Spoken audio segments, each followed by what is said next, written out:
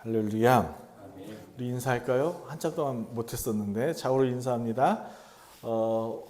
당신과 함께 예배드림이 나의 기쁨입니다.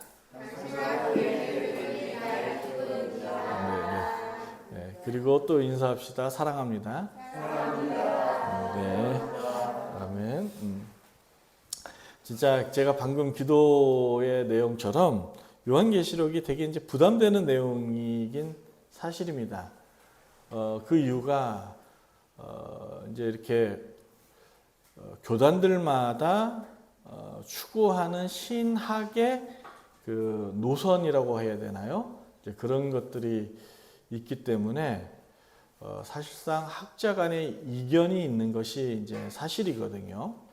이제 그러다 보니까 이제 그런 그 여러 가지 것들이 있는데, 그럼에도 불구하고 다행스러운 것이 무엇이냐면, 이제 21세기를 이제 한참 지나 22세기로 지금 이제 향하고 있지 않습니까? 그러다 보니까 이제 어떤 일들이 이렇게 이제 일어났냐면, 이제 슈퍼컴퓨터가 엄청나게 이제 발달이 된 거예요. 아시죠? 그러다 보니까, 그리고 또 고고학이 되게 이렇게 많이 발전을 한 거예요. 그래서 예전에 고 언어들, 이제 뭐 사라졌던 뭐 페르시아 언어라든지 뭐 아수르 언어라든지, 이 당시 성경에 있던 그 고대 중동 팔레스타인 땅에 있었던 거의 그 고대 문명의 언어들이 그 이제 이러한 슈퍼컴퓨터나 여러 고고학에 의해 해석이 많이 됐어요. 그러면서 어떤 결과가 일어났냐면, 이제 이사야서에 보면 그 훗날 고레스가 그 바벨론을 멸망시키고, 바벨론 멸망시키고 포로로 끌려갔던 이스라엘 사람들을 해방시킬 거라는 것이 이사야서에 기록이 되었고, 그 기록이 실제로 200년이 지난 이제 다니엘이 고레스까지 섬기거든요. 여러분 다니엘서 읽어보시면 고레스 왕까지 섬기는데, 그때에 그 사건이 벌어진단 말이죠.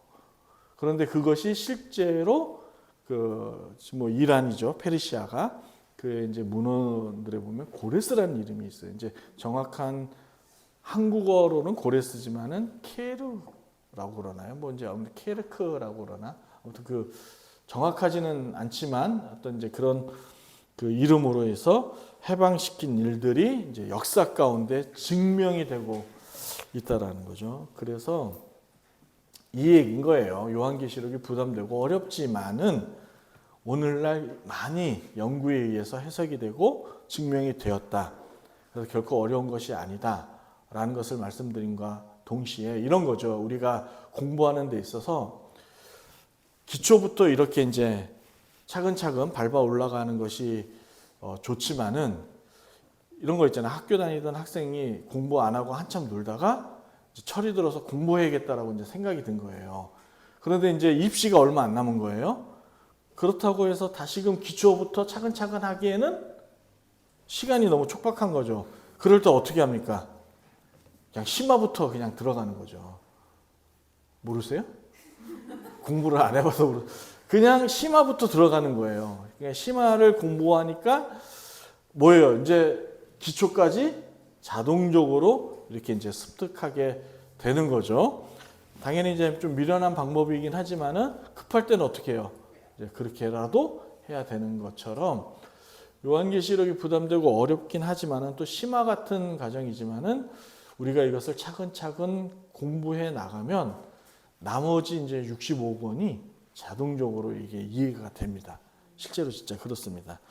그래서 우리가 어쨌든 이제 시작을 했잖아요. 지난주에 했고 이제 두 번째 주인데 했으니까 잘 따라와 주시기를 바란다라는 의미에서 말씀을 드렸고, 오늘 설교가 지난주까지는 그래도 들을만 했을 텐데 오늘 진짜 따분할 수도 있어요. 이제 진짜 뭐 강의 듣는 것처럼 들을 수도 있기 때문에, 그럼에도 불구하고 잘 들어주시라. 제가 아예 서두서부터 이렇게 이제 엄포를 놓는 거죠. 자, 어쨌든 요한계시록은 여러분 지난주 말씀드렸던 것처럼 예언서이자 묵시문학서예요. 묵시문학서라는 말은 묵시라는 말의 뜻은 무엇이면 종말론을 이야기하거든요. 그러니까 종말을 다룬 이제 이야기다라는 것과 또 한 가지 7 교회에 쓴 편지인 거죠. 그렇죠? 사절을 한번 볼까요? 사절입니다. 요한은 아시아에 있는 7 교회에 뭐 한다고요? 편지하노라라고 기록하고 있죠. 그리고 그 7 교회의 이름은 11절에서 우리가 방금 읽었던 것처럼 확인이 가능합니다. 거기다가 우리가 이제 이 요한계시록에 있어서 여러 가지 이제 주장 가운데 저자 문제에 부닥치는 경우가 있습니다. 특히 이단들에 의해서 부닥치는 경우가 있는데 보세요. 4절에도 요한은 이라는 주어가 누굽니까? 요한이죠. 7 교회에 편지한 사람이 누구예요? 요한 사도예요. 자, 오늘 읽은 구절의 시작도 어떻게 시작합니까? 나 요한으로 시작을 하죠. 그러므로 요한계시록의 저자가 요한 사도가 아니라는 거짓 주장에 대해 여러분과 저는 마음이 흔들릴 필요가 없는 거죠. 이미 성경의 여러 구절에서 특히 요한계시록에 보면 자신이 이 글을 썼다라는 것을 요한 스스로가 밝히고 있기 때문에 주저할 필요가 없다라는 것을 여러분들이 기억하셨으면 좋겠습니다. 자, 오늘 읽은 9절부터 20절까지는 이제 앞으로 우리가 2장과 3장 7 교회에게 편지한 그 신비로운 그 내용들을 이해하기 위해서는 반드시 오늘 읽은 9절부터 20절까지를 제대로 공부하지 않으면 안 된다라는 거예요. 그래서 너무도 중요해요. 그래서 제가 오늘은 9절부터 19절을 하나씩 분리해서 여러분들에게 해석해 드릴 겁니다. 그전에는 이야기 스토리로 이렇게 집합적으로 해서 얘기를 했다면 오늘은 정말 강해 설교예요. 한 구절씩을 얘기를 해 드리는 거죠. 따라서 지루하지만 우리가 한 구절씩 잘 기록하고 여러분들이 들어주셨으면 좋겠습니다. 왜냐하면 여러분, 성경책은 마법책이 아니에요. 막 읽는다고 해서 저번처럼 말씀드린 것처럼 불경 외우듯이 막 주절주절 거린다고 해서 되는 것이 아니죠. 예수님께서 기도할 때 말을 많이 하는 것과 무엇을 삼가하라 했어요? 중언부언하는 걸 삼가하라고 했죠. 여기서 중언부언이라는 말은 원어로 주문을 외우듯이 기도하는 것을 삼가하라는 거예요. 이렇게 기도하는 것들은 성경적이지 않다라는 것을 주님께서 얘기를 하는 거죠. 그래서 읽는 게 중요해요. 그런데 왜 읽느냐? 하나님이 우리에게 하시고자 하는 그 말씀의 내용을 우리가 파악하기 위함이에요. 그 의도를 잘 파악해서 우리에게 요구하시는 하나님 나라의 백성으로서의 삶의 방향으로 건강하게 살아가기 위함이라는 거죠. 여러분, 우리 운전하시는 장로님들 진짜 조심해야 되는 것이 돌아오는 주부터 이제 우회전을 이렇게 이제 집중 단속한다고 그러잖아요. 벌금 6만 원에 벌점 10점입니다. 이게 어마어마한 거죠. 여러분, 그걸 어기게 되면 어떻게 돼요? 지금 말씀드린 것처럼 재수 없는 거죠. 안 되는 거예요. 그러니까 내가 벌금과 벌점을 안 내기 위해서는 어떻게 해야 됩니까? 지켜야 되는 거예요. 지켜야 되는 거예요. 하나님 나라 백성으로서 하나님께서 말씀하신 그 내용을 우리가 지켜 듣고 행하는 실력을 키워야 하는 것이죠. 그래서 성경을 읽는 이유가 거기에 있는 거예요. 그래서 에베소의 요한계시록의 7 교회에게 편지한 내용을 우리가 2장과 3장에 보면 사도 요한도 어떤 의도로 얘기하느냐? 귀 있는 자는 들어라. 제발 좀 듣는 거로 끝나라는 얘기예요? 행하라. 좀 그 말씀대로 살아라. 라는 것을 가지고 있는 것이죠. 자, 이제 9절부터 보겠습니다. 9절을 다시 한번 여러분의 목소리로 읽습니다. 시작.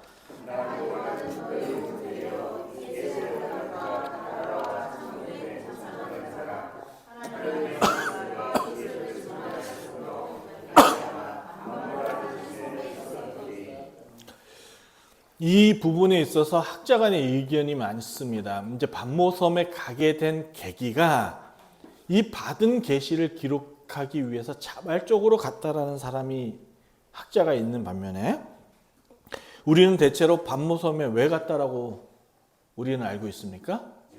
유배, 유배를 간 거죠. 복음을 전하다가 잡혀서 유배로 끌려간 겁니다. 근데 학자 간에 이쪽이 우세해요. 유배로 가서 거기서 기록했다라는 것이 있는 거죠. 그 이유가 뭐냐면 나 요한이 반모섬에 있는데 그 이유를 쓰고 있습니다. 중간 부분에 보면 예수의 환난과 나라와 참음에 동참한 자라. 지금 자신이 핍박을 받고 있다라는 거예요? 아니라는 거예요? 핍박을 받고 있다라는 것을 증거하는 거죠. 자, 그러면서 그가 이 글을 쓴 장소가 어디라는 거예요? 반모섬이에요. 저는 반모섬은 가지는 못했지만은 지나는 갔어요. 배를 타고 옆에 지나갔는데 그렇게 큰 섬은 아니더라고요. 그런데 이제 감옥이 저는 사진으로 봤는데 감옥이라는 것이 이런 어떤 건물에 의해 있는 것이 아니라 그냥 반모섬에 내버려 둔 거예요. 섬에. 그냥 그래서 거기서 빠져나오지도 못하게끔 이제 가둬둔 것이죠. 자, 이어서 10절을 봅시다. 주의 날에 내가 성령에 감동되어 내 뒤에서 나는 나팔 소리 같은 큰 음성을 들으니. 자, 우리가 읽었던 9절과 20절까지를 보면 반복되는 부사가 있어요. 뭐예요? 같은이에요, 같은. 그러니까 뭐뭐처럼 보인 것이지 그것이다라고 말한 게 아닌 거예요. 우리가 이제 뒤에 보면 빛난 옥주석 같고, 그렇죠? 이렇게 표현하죠. 그래 보였다라는 거예요. 요한이 본 환상이 그래 보였다라는 거예요. 자, 그러면서 주의 날이 중요한 단어예요. 주의 날. 여러분, 이 주의 날은 도대체 어느 날일까요? 이게 우리가 반드시 기억하고 넘어가야 될 부분인데, 당시 초대교회는 예수님의 부활하신 일요일을 채택하여 예배를 드렸습니다. 우리가 지난 시간에 그 안식일과 주일에 대한 차이를 얘기를 드렸던 기억이 없으시죠? 그러나 말씀을 드렸죠. 자, 지금 말씀드린 것처럼 안식 후 첫날인 부활하신 일요일을 채택하여 예배를 드렸어요. 언제? 저녁마다. 콘스탄티니우스에 의한 그 322년 3월 7일 날 그때서야 공휴일로 정해졌지, 그 전까지는 일요일은 공휴일이 아니었습니다. 그러니까 낮에는 일하고 저녁에 모여서 예배를 드렸죠. 그런데 사도행전에 보면 초대교회는 저녁마다 어떻게 했다고 기록되어 있어요? 모였죠. 기도하러 모였어요. 그러니까 주의 날이 뭐냐면 부활 이후 모든 날이 주의 날이에요. 그런데 특별히 일요일을 채택하여 예배를 드렸고 이 날을 주일이라 부른 거예요. 그래서 하나님의 교회에서 왜 너희들은 안식일을 지키지 않냐? 왜 일요일은 태양신을 섬기는 이방인의 기념일인데 너희들은 왜 이방 종교를 따르냐라고 주장하며 우리에게 도전해오는 그 말은 전혀 근거가 없는 말이다라는 거예요. 왜요? 이미 예수님의 부활 1세기경 초대교회의 사도들은 예수님의 부활의 그날을 기념삼아 예배를 드리기 시작했어요. 그게 사도행전에 보면 나와 있습니다. 기록되어 있습니다. 또한 지금 방금 말씀드렸던 것처럼 이 주님의 날이라는 개념을 그 당시 초대교회들은 주일로만 생각한 것이 아니라 매일매일을 주의 날로 생각을 한 거죠. 그러므로 요한은 반모섬이란 장소뿐만 아니라 주의 날을 포기함으로 이 이야기를 하는 거예요. 10절에서. 지금 자기가 받아 기록한 이 계시는 누구에 의해서 쓴 글이라고요? 성령님에 의해서 쓴 글이라는 거예요. 보세요. 주의 날에 내가 성령에 감동하여 내 뒤에서 나는 나팔 소리 같은 큰 음성이 들리니. 그런데 이 사건이 성령님의 주도 아래 행해진 일이라는 것을 그가 어떤 식으로 표현하냐면 주님의 음성이 무슨 소리 같았다고 지금 얘기해요? 나팔 소리예요. 나팔 소리. 우린 나팔하면 여러분 어떤 생각을 갖고 계세요? 왕의 어떤 임재, 왕의 행진. 우리 그 국빈들이 오면 나팔이 앞에서 뿡뿡 붐어대면서 그 이제 뒤에 그 국빈들을 맞이하는 모습들을 보지 않습니까? 이스라엘에서 나팔이라는 것은 세 가지의 의미에서 불 때가 있어요. 자, 하나는 적이 침투할 때, 망대에 있던 보초들이 적이 침투하면 나팔을 부는 거예요. 자, 두 번째 또 언제 나팔을 부냐면 전쟁에서 승리할 때 불어요.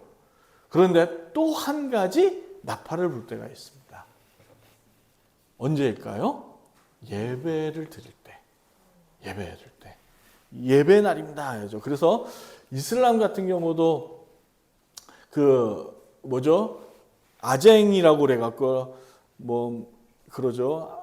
달리 모하마디 알리 이제 그렇게 그 얘기를 하는 아쟁이라는 거 할 때 막 그 음악 소리를 틀고 그러는 것처럼 이제 그렇단 말인 거죠. 자, 이 나팔 소리가 특별히 어느 때 쓰였는지를 한번 우리가 찾아볼 필요가 있습니다. 화면을 한번 볼게요. 출애굽기 19장 19절입니다. 여러분의 목소리로 읽습니다. 시작. 나팔 소리가 점점 커질 때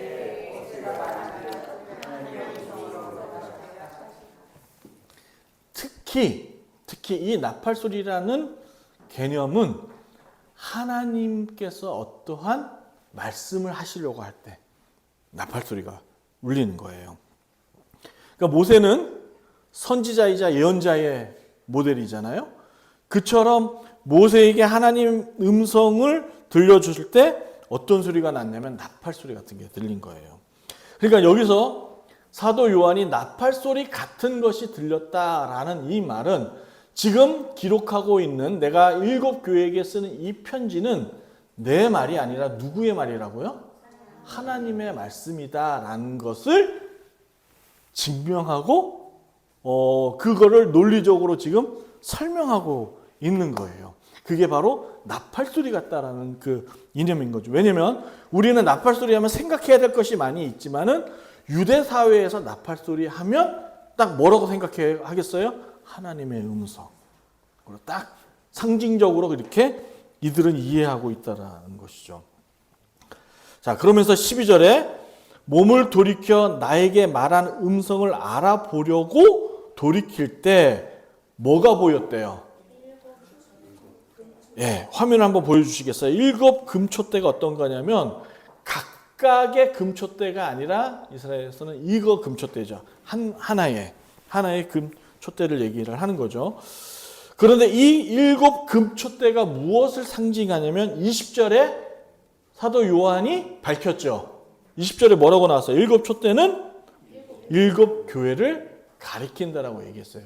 그러니까 여러분 7 촛대가 뭐지라고 고민할 필요가 있어요? 없어요? 왜요? 20절에 사도 요한이 7 촛대가 무엇을 상징하고 얘기하는지를 밝혔기 때문에 그런 거죠. 7 교회는 앞서 말씀드렸듯이 에베소, 서머나, 버가모, 두아딜라, 사데, 빌라델비아, 라오디아게아가 7 교회를 이야기하는 겁니다. 여러분, 이 당시 우리가 한 가지 생각할 것이 뭐냐면 에베소 교회라 하면 이 불로동만 해도 지금 교회가 많이 있죠. 있어요. 그런데 당시에 에베소 교회는 지역을 가리키는 거예요. 지역을 대표해서 교회였어요. 그리고 오늘날처럼 이렇게 교회가 여러 개가 있는 것이 아니라 초대 때는 교회가 흔치 않았습니다. 그래서 에베소 지역에 있는 교회인 거죠. 하나가 될 수도 있고 교회가 둘일 수도 있는 거예요. 그러니까 그 에베소에 있는 지역에 있는 모든 교회들에게 선포하는 하나님의 말씀이 되는 것이죠. 자, 여기까지 이해가 되셨죠? 이해가 안 됩니까? 자, 되죠? 자, 그런데 이제 13절이 중요합니다. 이제 13절부터가 난해 구절이죠. 13절 여러분의 목소리로 읽습니다. 시작.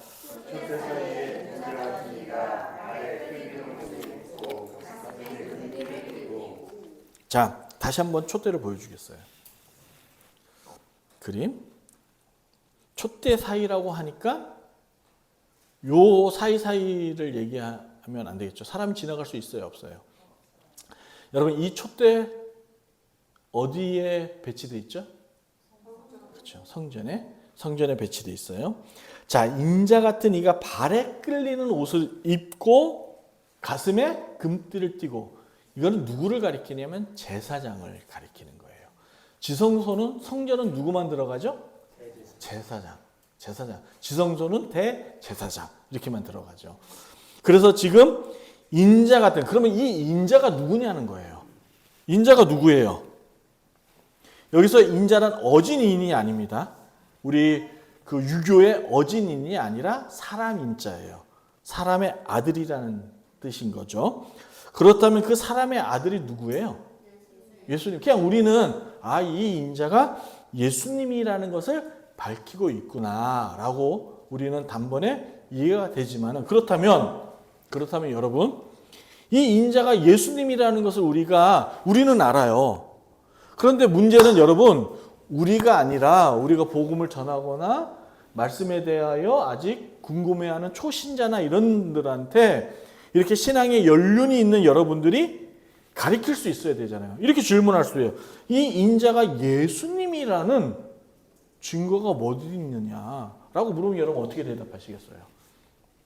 그 증거를 밝힐 수 있어야 되죠. 말할 수 있어야 돼요. 그게 실력 있는 중직자들 아니겠습니까? 리더들 아니겠어요? 그렇죠?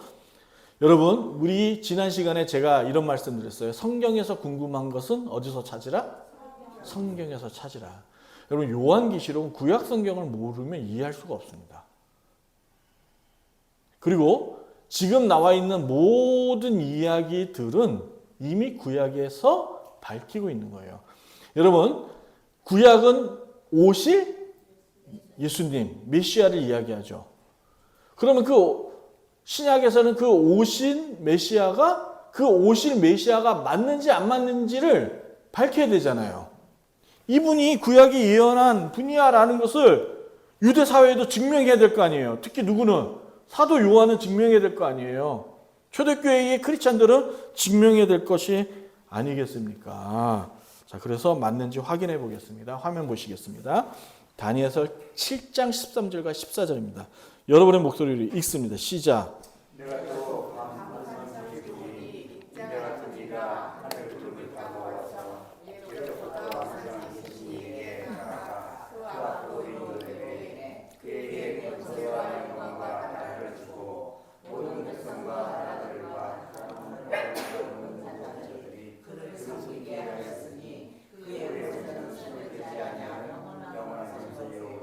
그의 나라는 멸망하지 아니할 것이니라. 이미 다니엘이 환상을 보고 그 환상 가운데에 다니엘이 어디로 끌려갔죠?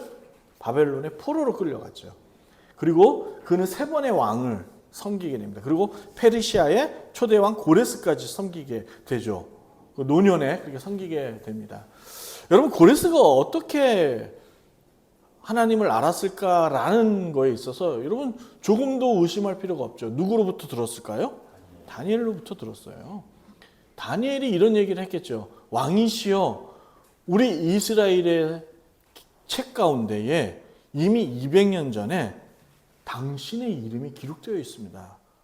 라고 말했을까요? 안 말했을까요? 했죠. 이사야서에 있는 기록들을. 그러니까 고레스 왕은 놀랐을까요? 안 놀랐을까요? 놀랬죠. 그래? 어디 한번 보자. 봤겠죠. 그러면서 하나님 말씀을 본 겁니다.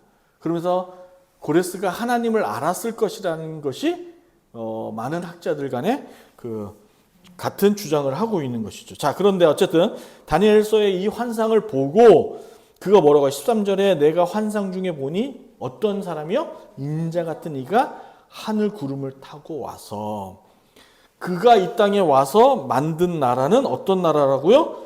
영원히 소멸되지 않는 그 권세가 있는 멸망하지 않는 영원한 나라는 거죠. 그 나라의 주인은 누구예요? 하나님이시죠. 하나님이시죠.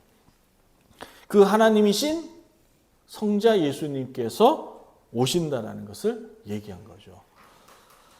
여러분, 성경에서 구름 타고 올라가서 훗날 구름 타고 오시는 분이 누구예요? 메시아 예수님이죠. 그가 세상 권세와 영광과 나라를 주고 소멸하지 않는 영원한 나라, 멸망하지 않는 하나님 나라를 만드신다라는 예언이 이미 다니엘서에 기록이 되었어요. 그리고 그 예언이 예수님께로부터 끝마침이 된 것이죠. 자, 다시 요한계시로 넘어가서 14절과 16절을 보겠습니다.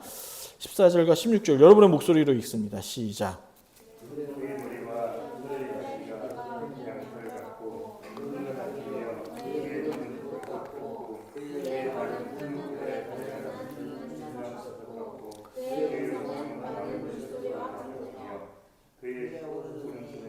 일곱 별이 있고 그의 입에서 좌우에 날선 검이 나오고 그 얼굴은 해가 힘있게 비치는 것 같더라.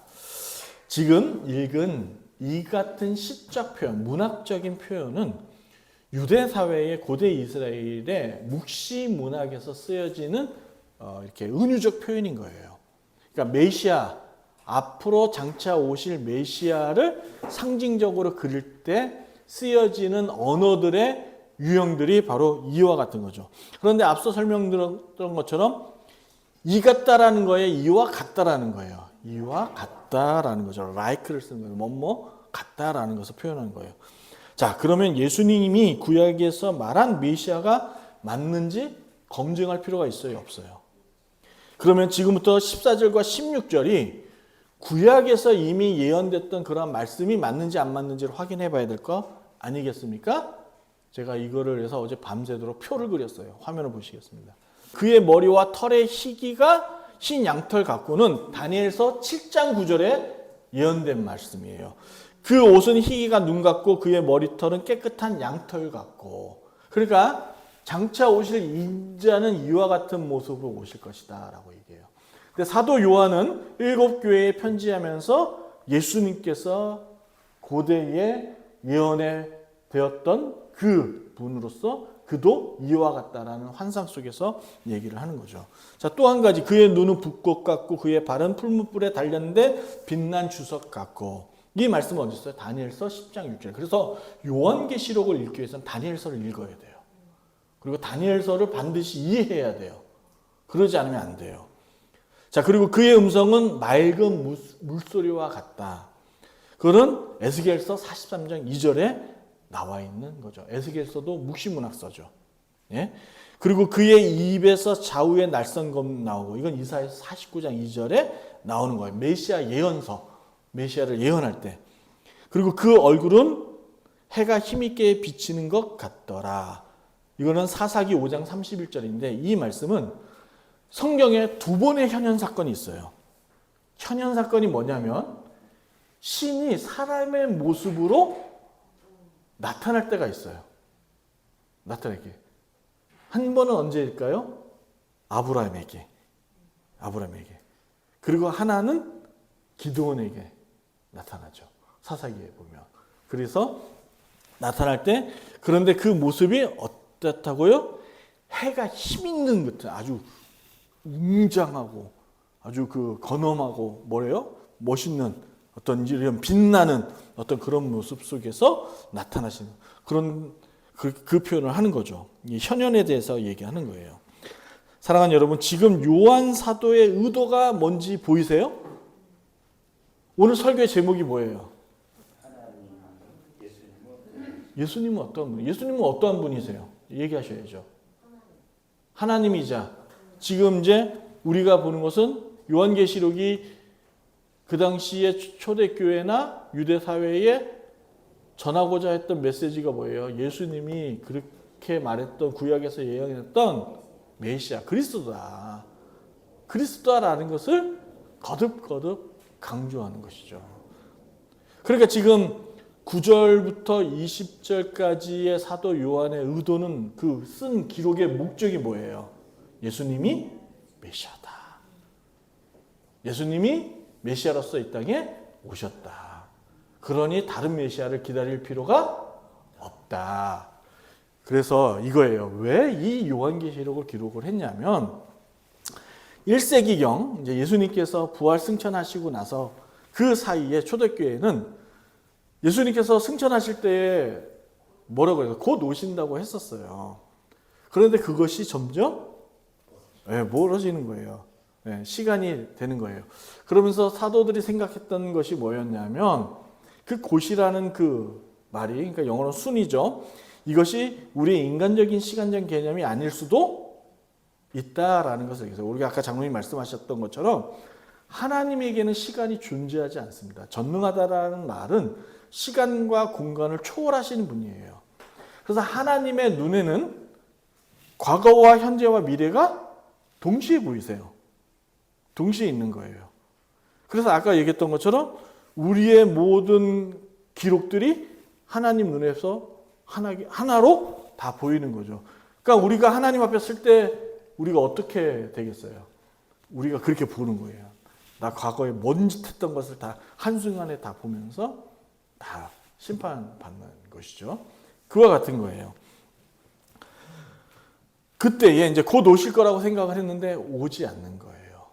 그러면서 그 사이에 어떤 일이 벌어졌냐면 요세푸스라는 유대 역사학 책에 보면 수많은 예수가 등장합니다.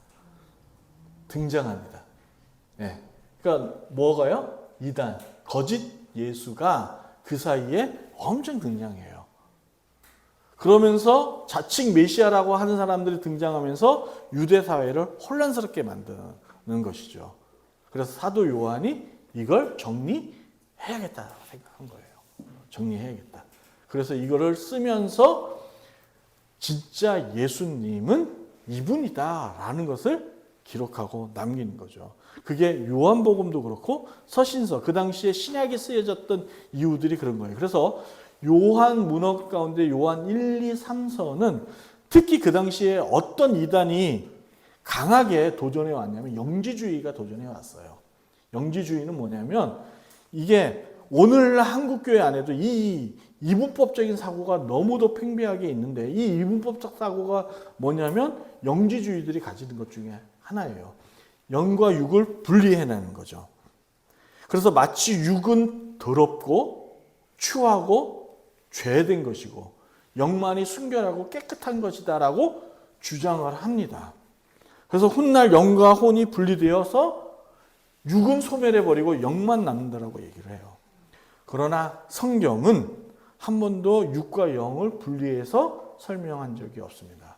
그 대표적인 것이 예수님의 부활 사건이죠.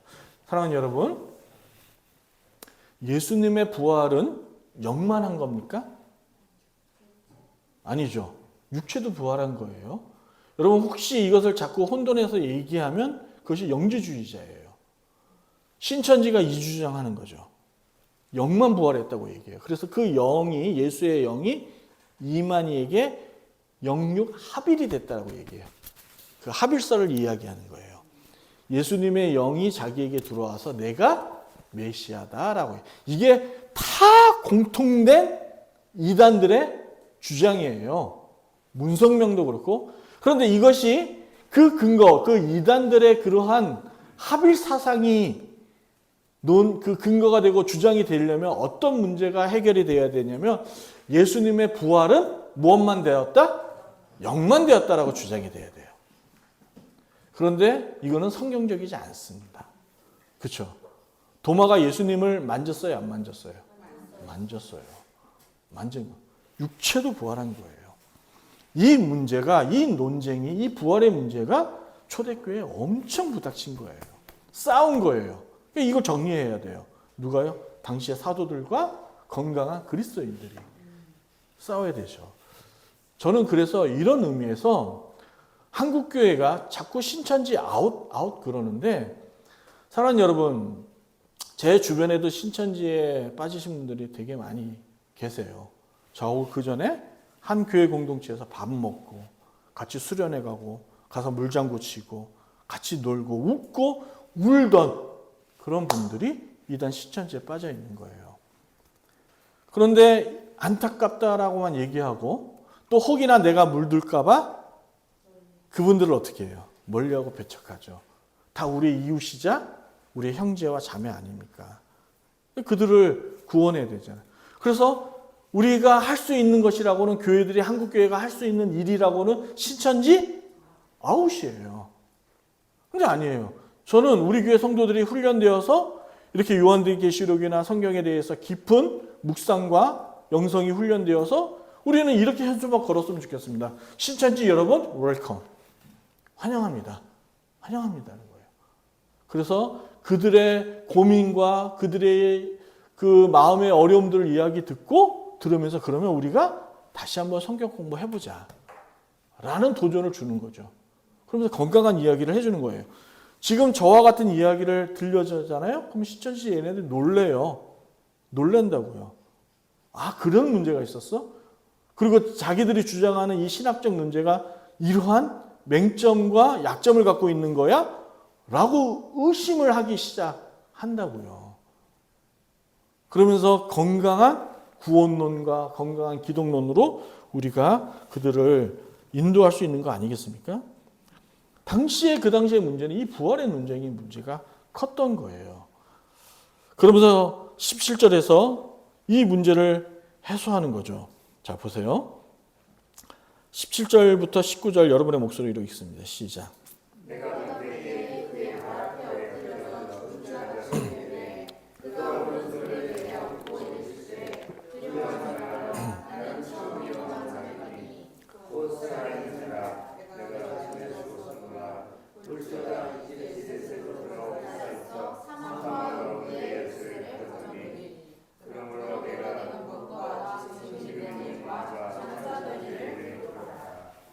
자, 여러분 보시다시피 17절 하반부서부터 20절까지는 누가 하신 말씀이죠? 예수님이 하신 말씀이에요. 자기를 뭐라고 소개를 해요? 나는 처음이요 마지막이다. 곧 살아있는 자라. 내가 전에는 죽었노라. 볼지어다. 그런데 어떻게? 내가 다시 살았다. 그러면서 그가 무엇을 갖고 있다. 이게 중요해요. 예, 사망과 음부의 열쇠를 가졌다라고 얘기를 한 거죠.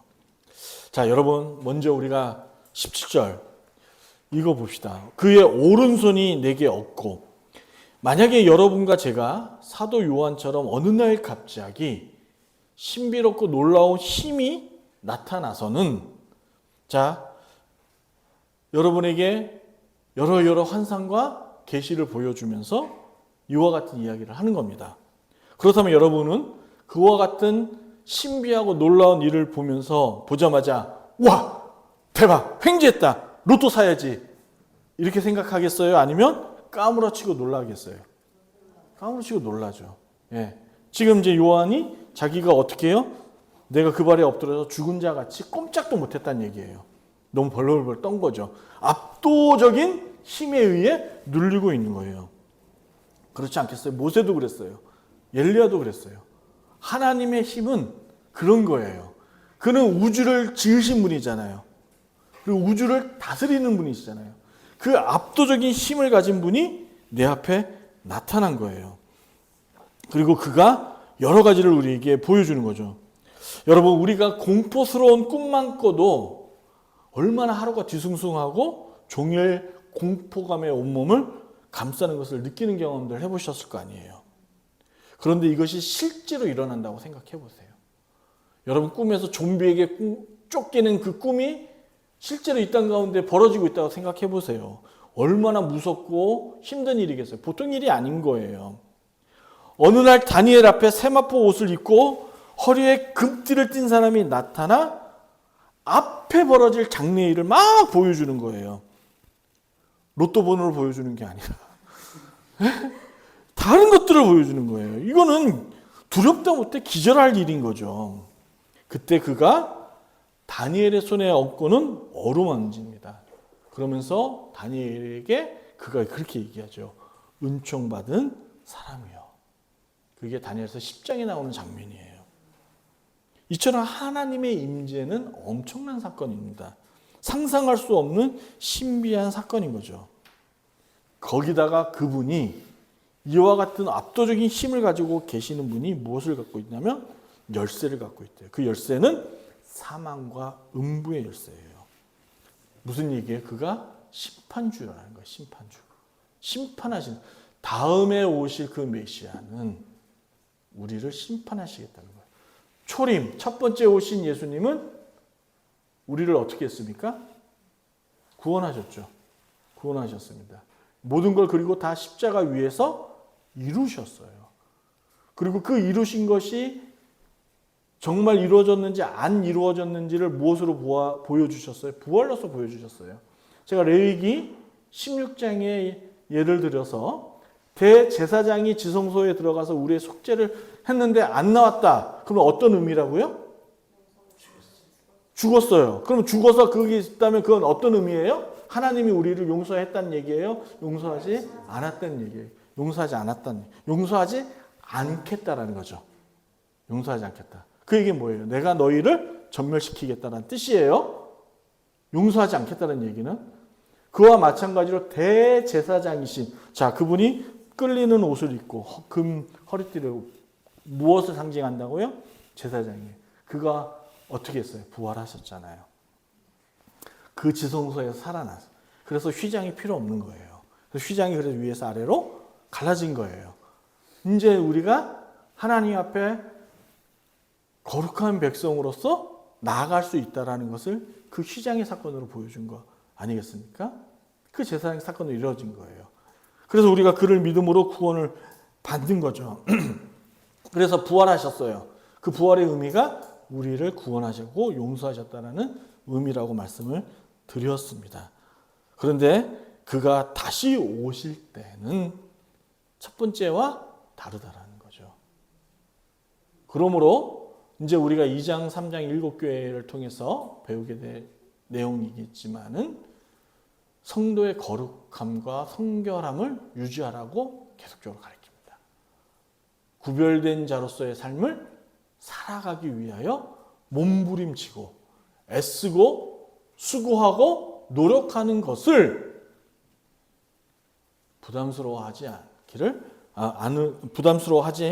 말기를 우리에게 강조하고 있는 것이죠. 자, 이제 마지막 말씀입니다. 20절입니다. 자, 20절 여러분의 목소리로 읽습니다. 시작.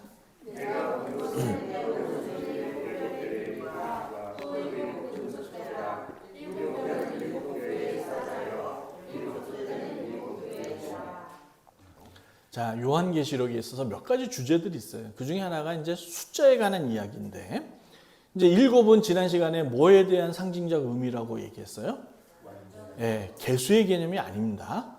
하나, 둘, 셋, 넷, 다섯, 여섯 이런 7개의 개수의 개념이 아니라 상징의 의미예요. 뭐의 의미라고요? 상징의 의미. 그 상징의 의미가 7은 어떤 것을 의미한다고요? 완전한. 예, 불완전함이 아니라 완전함을 이야기하는 겁니다. 그런데 우리가 앞서 7초 때는 7교회를 가리킨다는 것을 알았어요. 그래서 이 부분에 있어서는 의심할 필요가 없습니다.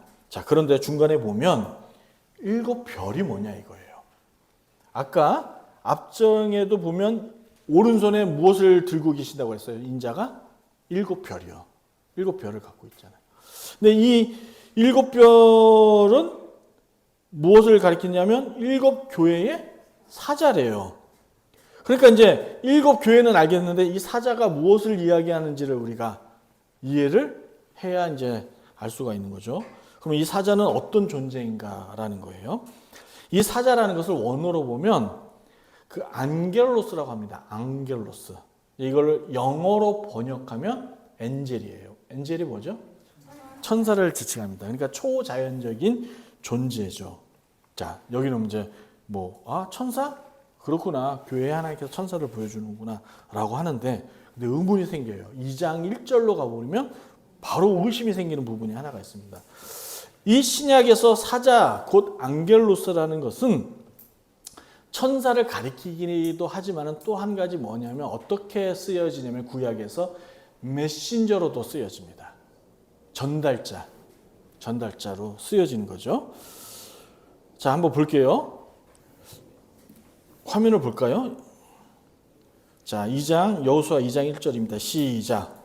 내 아들을 여호수아가 시팀에서 두 사람을 정탐꾼으로 데리게 이르되 가서 그 땅과 이름을 명하매 그들이 가서 라합이라는 선생님이 들으라 거기서 있었거든요. 자, 라합의 집에 누가 갔었죠? 정탐꾼을라고 얘기해요. 근데 여호수아 2장 그 앞절에 보면 뭐라고 나와 있냐면, 제가 이거는 안 올렸나 봐요. 미안해요. 제가 읽어드릴게요. 또 이와 같이 기생 라합이 사자들을 접대하여 라고 표현합니다. 이 사자가 누구예요? 정탐꾼이에요. 정탐꾼. 그쵸? 이 정탐꾼을 뭐라고 표현한 거예요? 사자. 메신저로 표현해요. 메신저. 그러니까 그런 거죠. 그런데 이와 같은 천사와 메신저를 그러면 단어를 구분하지 않고 동일한 단어로 쓴 이유가 있겠죠. 그것은 어디에 있냐면 우리가 바로 이 중동의 팔레스타인 땅의 정서를 이해해야 돼요. 당시에 신의 음성을, 신의 말을 전달하는 사람을 무엇으로 보았냐면 천사로 봤어요. 천사로 봤다고요. 그래서 천사 숭배 사상이 나오는 거예요. 그래서 그 이단들이 자기를 천사라고 얘기해서 또 자기를 숭배하게끔 만드는 존재들이 그 땅의 문화의 정서 가운데 있었다라는 거죠. 자, 우리가 이제 배웠어요. 이 사자가 앙겔로스인데 천사, 초자연적인 하나님의 심부름꾼, 천사, 진짜 그 존재일 수도 있고, 또 한 가지는 이 사자를 어떤 의미로 쓴다고요? 사람인데 하나님의 일을 감당하고 전달하는 사람을 쓰는 거예요. 사랑하는 여러분, 그렇다면 오늘날 이 사자는 누구일까요? 교회에서? 하나님 말씀을 전하는 사람이요. 자, 맞는지 안 맞는지 봐야겠죠? 자, 요한계시록 2장 1절 에베소 교회에 편지할 때 요한이 수신자를 누구로 하는지 봅시다. 에베소 2장 1절입니다. 시작. 오손에 있는 7뼈를 붙잡고 7 근초대 사이를 거느리시는 이가 이르시되. 에베소 교회의 사자가 누구예요? 보이지 않는 천사에게 요한이 편지한 거예요?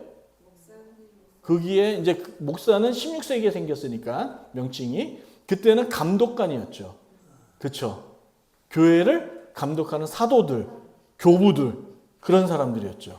그러니까 교회에서 지금처럼 목사들처럼 말씀을 가리키고 교회인들을 돌보는 그러한 사람들이었다라는 것이죠. 그러니까 이들을 향해서 편지를 한 거예요. 예. 그러므로 사자를 누구로 봐야 되느냐, 오늘 두 가지, 저는 학자들 의견이 여러 다양한데 오로지 천사로 보는 사람들도 있고 오로지 오늘날 목사로, 사람으로만 보는 사람이 있습니다. 그런데 저는 여러분에게 말씀드린 거를 그렇게 단순하게 볼 것이 아니라 성경의 문맥을 보고 하늘의 초자연적인 존재, 진짜 천사를 말하는 수도, 왜냐하면 구약에 나타났으니까. 그렇죠? 신약에서도 예수님이 부활 때 천사들이 나타나 소식을 전했잖아요. 전했기 때문에 그 존재도 보고, 또 한 가지 문맥상에 딱 보고 사람을 가리켜 천사로도 사자로도 보는 그 메신저들을 가리키는 거예요. 근데 중요한 공통점이 있는 거예요. 천사와 오늘날 이 목회자들의 공통점을 상징적으로 말하고 있는 거예요. 그 공통점이 뭐예요? 그렇죠. 하나님의 말씀을 전달하는 업무, 사명인 거예요. 그러면 이 부분을 여러분 조금 더 큰 광의적인 개념에서 제가 설명을 드릴게요. 하나님 말씀은 목사만 전합니까? 그렇죠. 여러분과 제가 하나님 말씀 전하는 거예요. 그러니까 여러분들은 어떤 존재예요?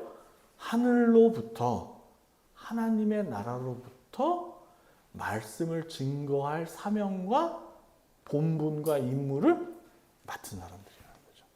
할렐루야. 이게 우리에게 주어진 사명입니다. 여기까지입니다.